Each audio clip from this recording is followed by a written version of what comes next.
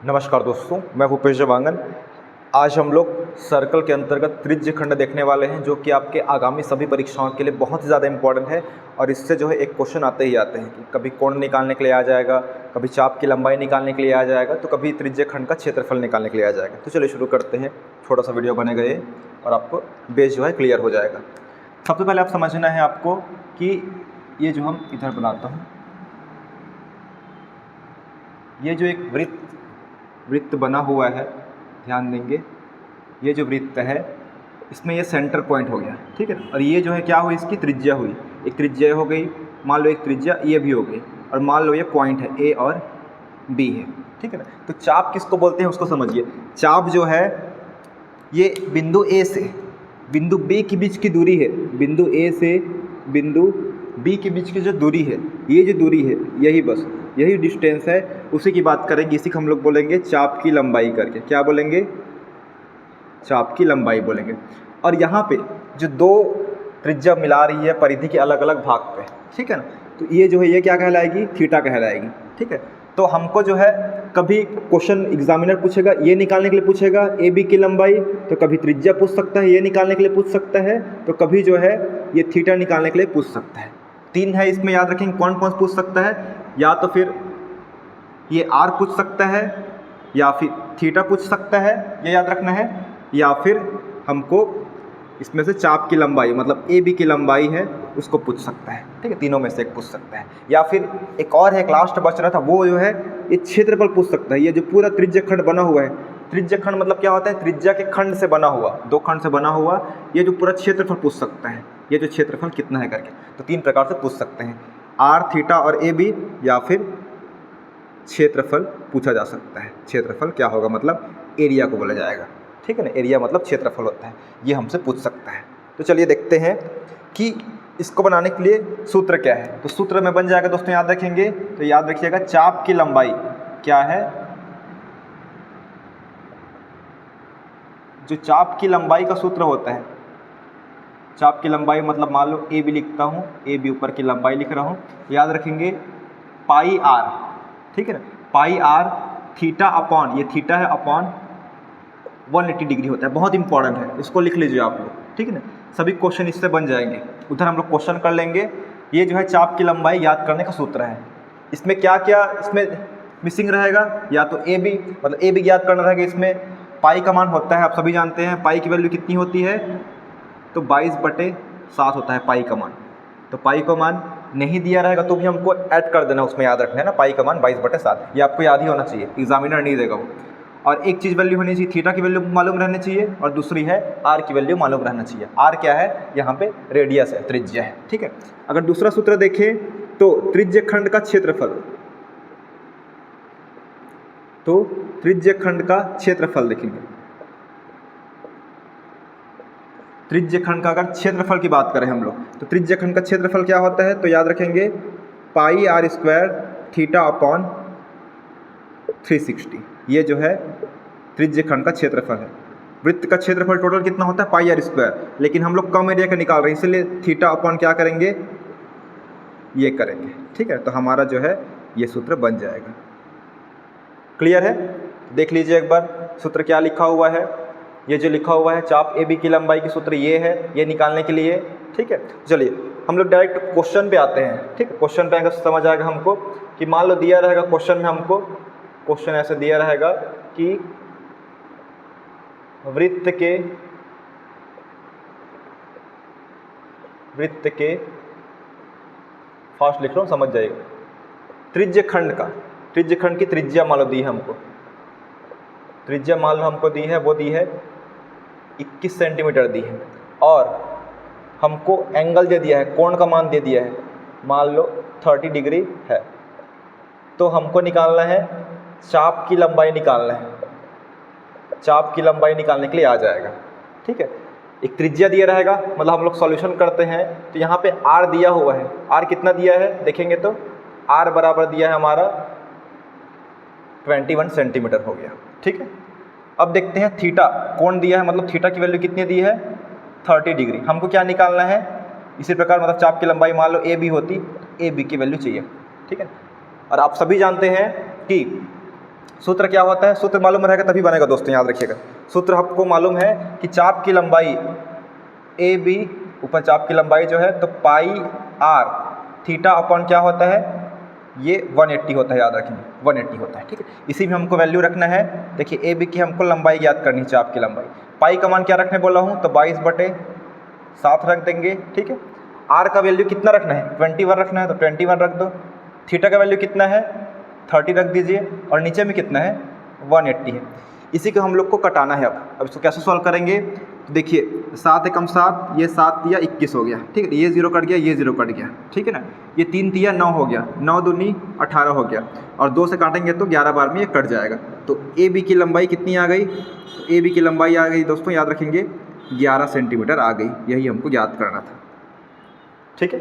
अगर देखिए ध्यान से देखेंगे, अगर हमको कुछ दूसरा चीज़ निकालना रहता, मान लो कोण निकालना रहता, ठीक है, कोण निकालना रहता तो भी हम क्या करते, 2 ठोक तो दिया रहता, चाप की लंबाई दी रहती, त्रिज्या दी रहती, ठीक है। सबसे पहले इसको नोट कर लीजिए, आप स्क्रीनशॉट कर लीजिए। उसके बाद हम लोग नेक्स्ट इसी में बात करेंगे जिसमें हम लोग को ए बी निकालना रहेगा, मतलब ए बी वैल्यू दी रहेगी, त्रिज्या निकालना रहेगा। इसी क्वेश्चन में देखेंगे, ठीक है। एक ही क्वेश्चन में हम लोग कर लेंगे सब चीज़। चलिए उसके बाद नोट कर लिए हैं, अब देखते हैं कि ध्यान देंगे कि अब दिया है, मान लो त्रिज्या ज्ञात करनी है, ठीक है ना। त्रिज्या हमको ज्ञात करनी है, चाप की लंबाई अभी जो 11 आंसर आया था ना, 11 आया हुआ है, और कोण दिया हुआ है। देखिए इसमें हमारे कंडीशन में क्या दिया है, ए बी के चाप की लंबाई दी रहेगी आपको 11 सेंटीमीटर दी गई है, और थीटा का मान दिया हुआ है, कितना दिया है, 30 दिया है।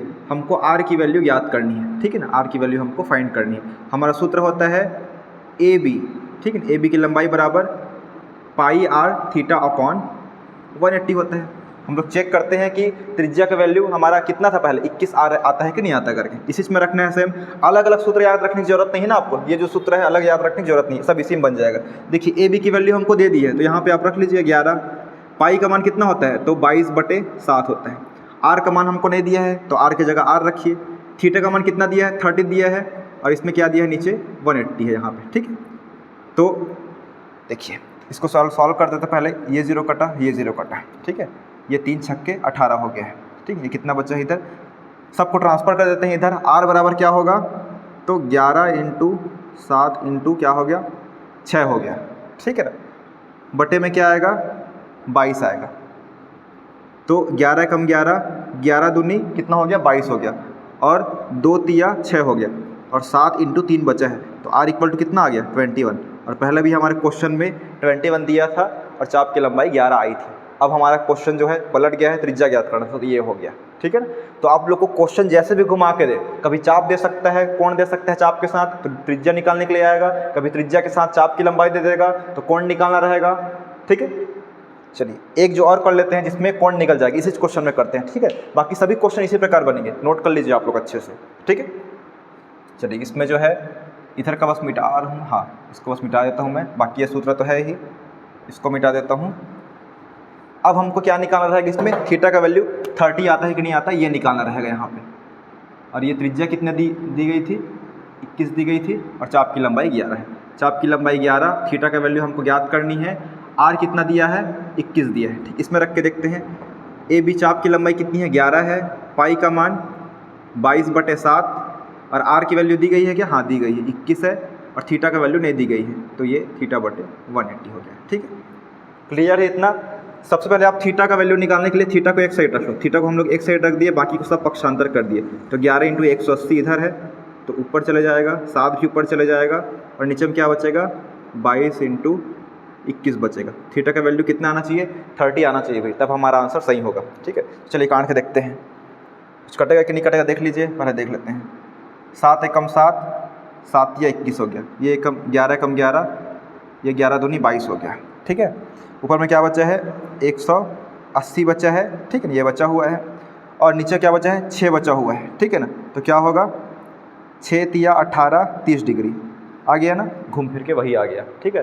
तो इसमें हम लोग एक ही क्वेश्चन में 3 क्वेश्चन कर चुके हैं दोस्तों। तो ऐसे क्वेश्चन आपके एग्जाम में आएगा और आपको सही करना होगा, ठीक है। मैं ज़्यादा क्वेश्चन क्लास में भी नहीं कराता हूँ, आपको जो कॉन्सेप्ट है वो बस बताने की कोशिश करता हूँ, ठीक है। तो आप लोग आशा करता हूँ कि समझ गए होंगे, अगर नहीं समझे तो वीडियो को एक बार फिर से देख लीजिएगा इसे, ठीक है। अब हम लोग क्षेत्रफल में बात करते हैं, सूत्र पे। चलिए इसको मिटा रहा हूँ मैं, स्क्रीनशॉट कर लीजिए आप लोग जैसे भी है, ठीक है।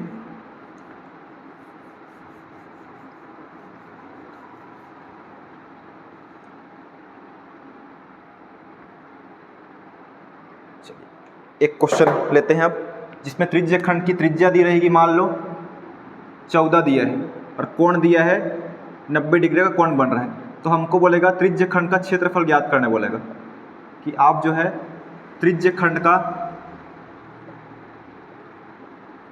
क्षेत्रफल क्या होगा निकालिए करके, क्षेत्रफल निकालना रहेगा इसमें, ठीक है, याद रखिएगा।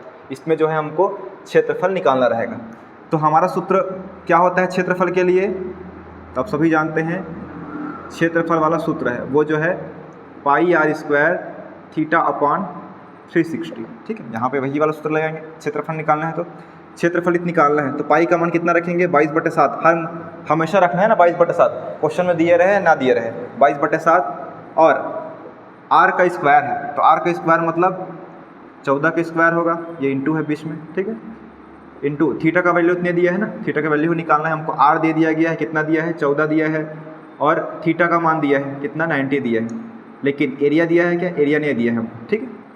थीटा का मान तो दिया है इसमें, ठीक है, कितना दिया है 90 दिया है, और नीचे में क्या है 180 है, सॉरी 360 है हमारा, ठीक, ये हो गया। अब देखते हैं, तो 22/7 और 14 को डायरेक्ट 2 बार लिख लीजिए ऐसा, इंटू मत करिए 296 करके, और ये इसको देख, ये 0 है, ये 0 कट गया, 9 एकम 9, 9 चौक 36, कितना बचा नीचे में 4 बचा हुआ है, ठीक है। अब भाग देते हैं इसको, 7 एकम 7 हो गया, ये 7 दूनी 14 हो गया, ठीक है, 7 दूनी 14 हो गया, 2 एकम 2, 2 दूनी 4, ये कितना हुआ 11 बार में हुआ, और 11 इंटू 14 कितना आएगा, तो 14 एकम 14 का 4 आ गया, हासिल आया 1, 14 एकम 14 और 1 15, कितना आ गया आंसर 154 वर्ग, जो भी दिया रहेगा त्रिज्या सेंटीमीटर में है तो 100 वर्ग सेंटीमीटर हमारा क्या है त्रिज्य खंड का क्षेत्रफल होगा। सिर्फ सूत्र में ही वैल्यू रखना है और कुछ नहीं रखना है। आशा करता हूँ कि वीडियो आप लोग को ठीक लगा होगा। थैंक यू दोस्तों, नेक्स्ट वीडियो में नेक्स्ट टॉपिक के साथ मिलेंगे।